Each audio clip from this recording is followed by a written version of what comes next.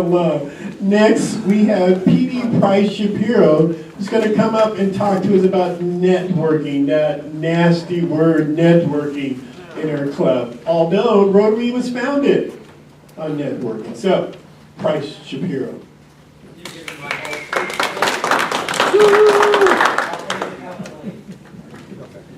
Good morning, ladies and gentlemen.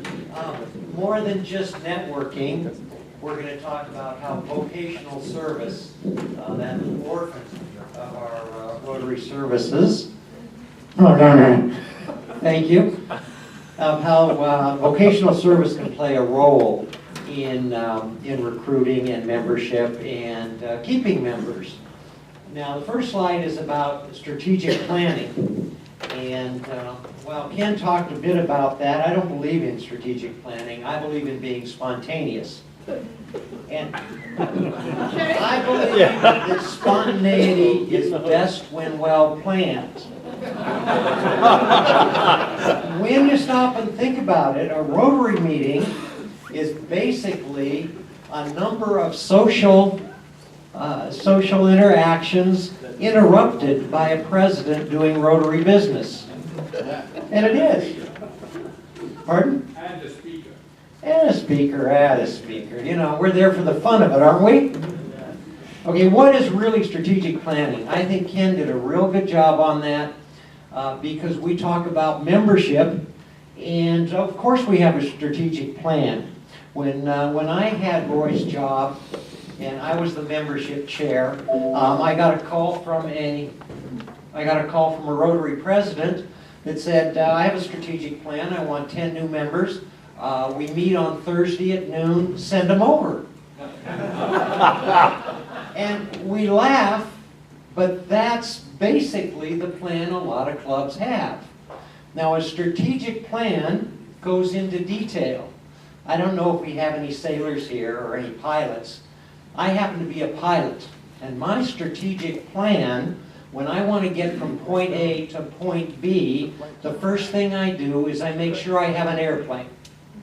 As silly as that sounds, I make sure it has gas, oil, air in the tires, is airworthy. Now, do we do that when we have a strategic plan to get members? It's point by point by point details. I know as Rotarians sometimes we're not real detail oriented, but in a strategic plan you must be. Next please.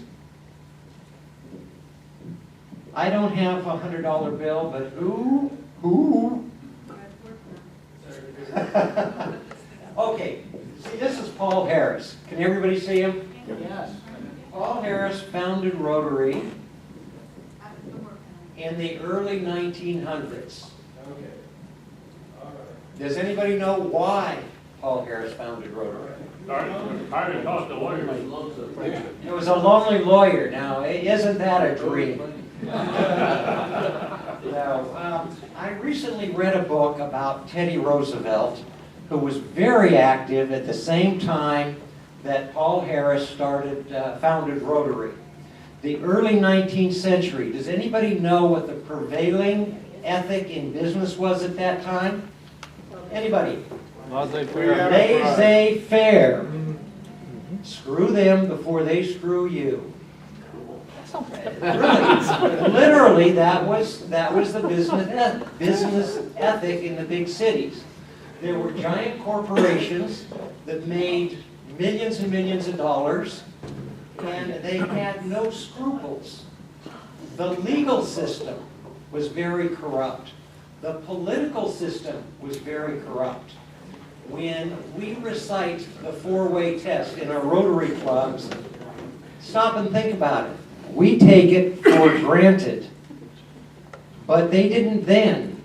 You know the old saying about people going to church on Sunday and stabbing you in the back on Monday. That was the way business was done in those days. And Paul Harris, along with four friends, and I can't remember the four friends.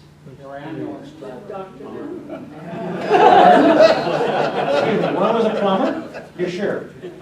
One was a coal merchant, one was a tailor. What was the last one? Ken, you back there, Ken? I'm back here, but I can't remember. Doesn't matter. The thing is,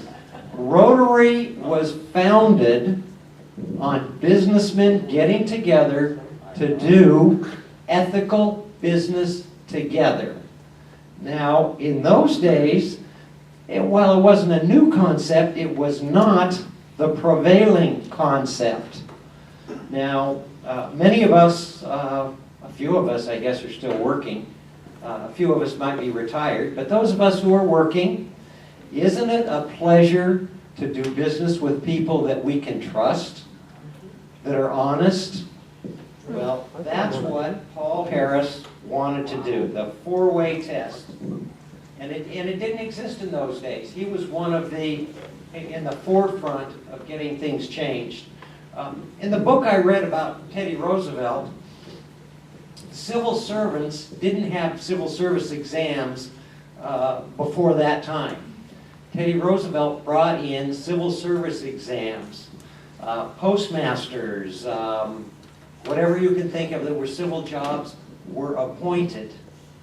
They weren't appointed on merit, they were appointed on as political favors. And that's why, well, we won't go there. Next slide, please.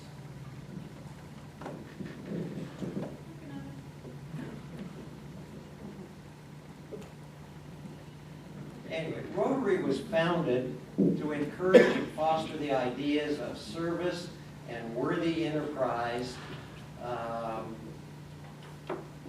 Service came up. Talk to me, Bryce, talk to me. Service came along later, Ray. Well, it looks like we're working on it. We're working on it.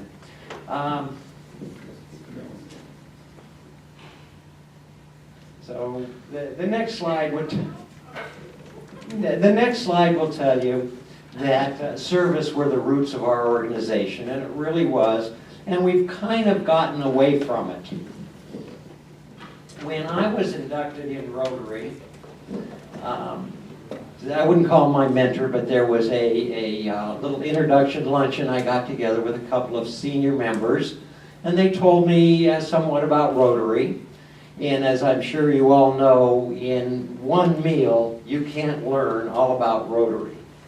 The one thing they did emphasize in those days was that I was not to promote my own business. I'm out of order. We're getting there. Yeah, I tried to pass it. There we go. Anyway, when I was inducted, I was told that even though I was a realtor, I was not to promote my own business in the club. And as I learned, which is true today, is that just by joining, I think I covered that. You know what? We'll just show that as background.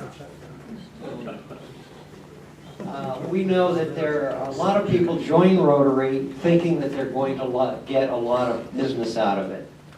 And that isn't the object of Rotary.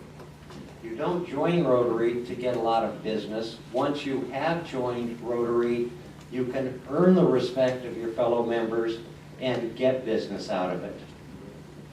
I think we're one more.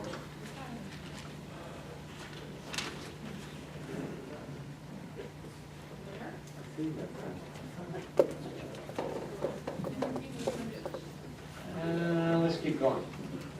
Here. Attract and mentor younger members, emphasize Rotary, core values, integrate service. That's the missing part of the puzzle. For a test, I think I better. Yes. I'm getting that. There you go. Perfect.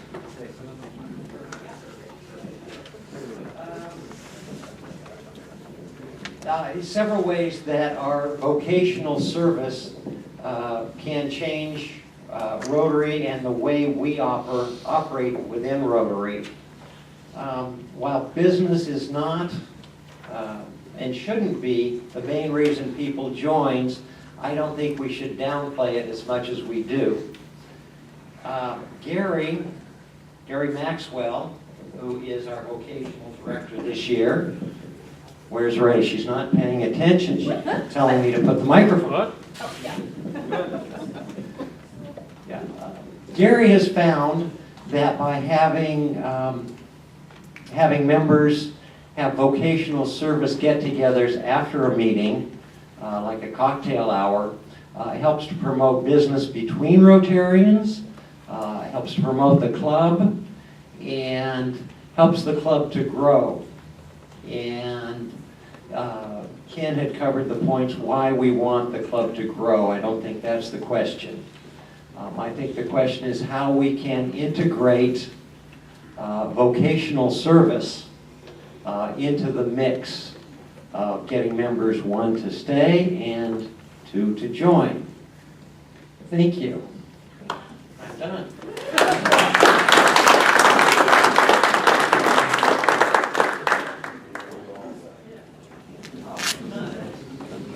We apologize.